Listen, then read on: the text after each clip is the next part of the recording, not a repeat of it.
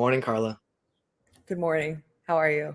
I'm doing well. It is Monday, November 1st. That means yesterday was October 31st. Halloween. Kind of adventurous.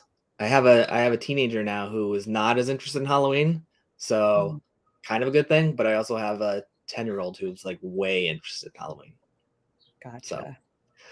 So, this looks like a different background for you. Yes. I'm currently in Costa Rica. Yeah, you know what? It's so relaxing just to like wake up and be in nature and hear. I think there were like monkeys outside our windows and howling at like 3 a.m. Like it woke us up. But And is it's that like, oh, amazing, howling monkeys, or you're like terrified howling monkeys? both. It scared us. I was like, these must be huge animals. But then I was like, no, it's nature. Like, accept it. You don't get this back in New Jersey. So, All right, I'm gonna try something that I tried last week. Remember when my mouse wasn't working? But I wanted to show folks how they can learn about when we're going live. Right, so we are streaming live on Facebook, on Twitter, and also YouTube. So if you were to visit our YouTube page, there's a if you're not currently subscribed, you should subscribe. But there's also a bell there that will alert you whenever we go live.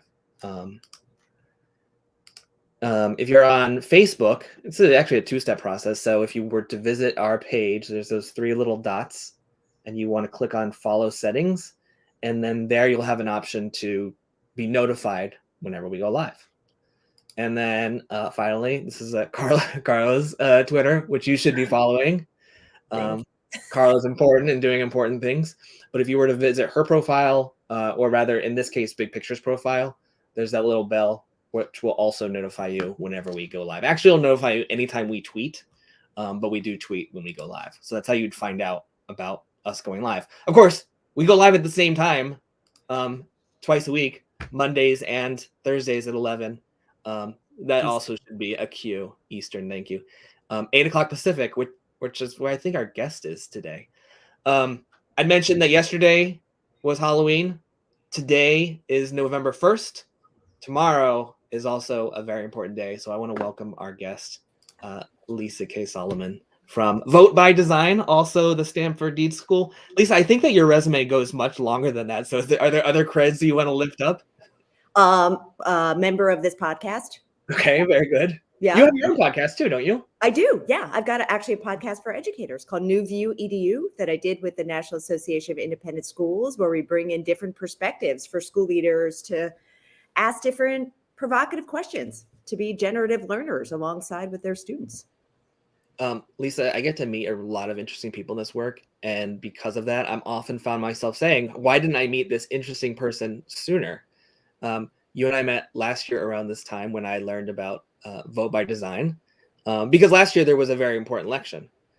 This year, maybe not as important, right?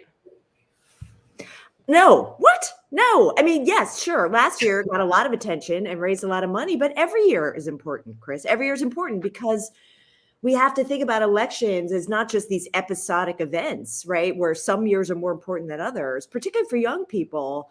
It's a chance for them to flex their agency. It's a chance for them to put all that great critical thinking that they're practicing in schools to work. So I can't stand it. Is it too early? It is 8 o'clock here, but I can't stand when people are like, well, it's an off year. Really? Is that an off? What does that mean? It's an off year. Every year matters, right? And so we need to help our young people feel like they have agency in the world that they're trying to shape. And sure, elections is a huge part, voting is a huge part, but thinking of themselves as active participants happens all year. So this moment is just a chance to sort of like bring it together. But no, I really take issue with the, like, it's an off year. And so people aren't paying attention. And Carla, as we settle into like your and my role in this podcast, I think I'm the resident older person, and you're the resident younger person, right? So Yes. is what Lisa's saying like resonate with you as our younger person? Yes, I find that a lot of my friends, and sometimes I like get too busy, right? And I'm like, wait, what year is it? Are we voting?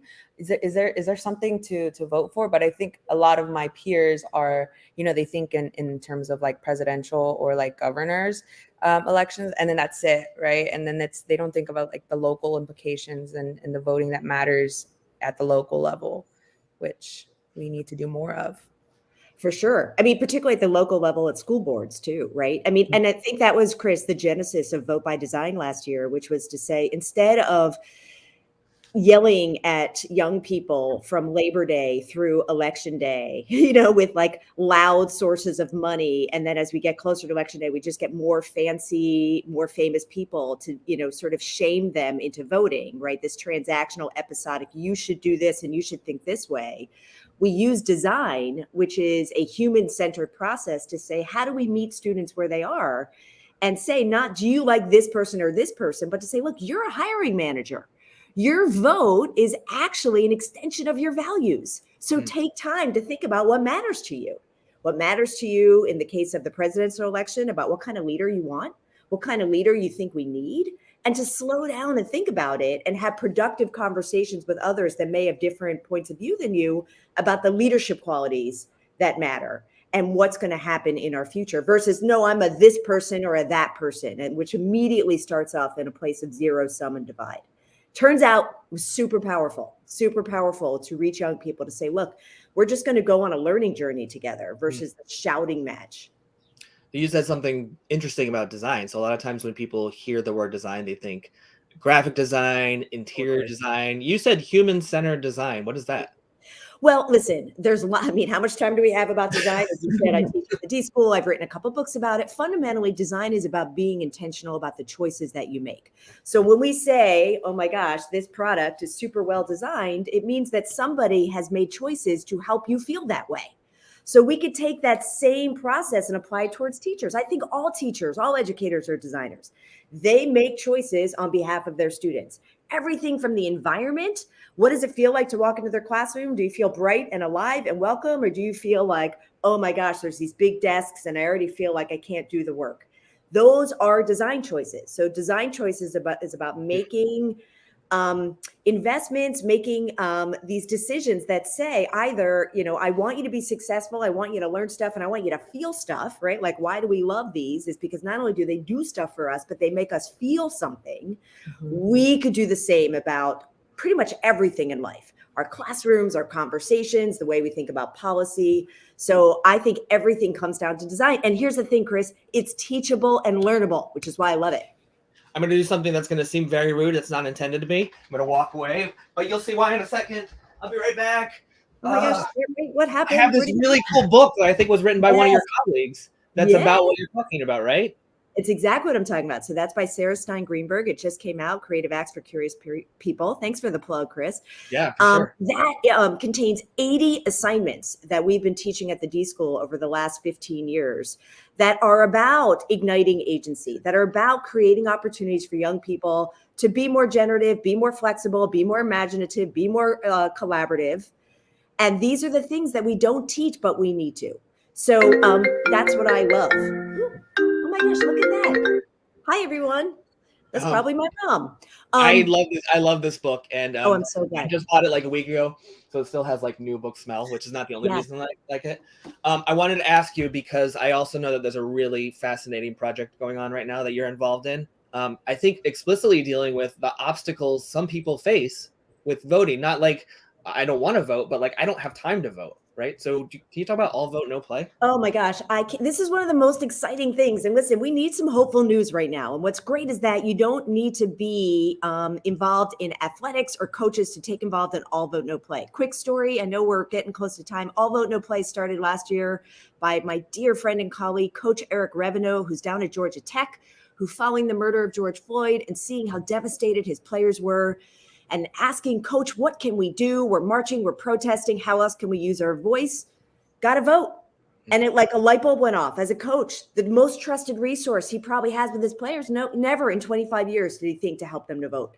He started a pledge, got 1,100 coaches to sign a pledge that on election day, they would not play or practice. They would give time for voting or volunteering, working the polls. It was so popular, became an NCAA mandate, first ever student-sponsored initiative.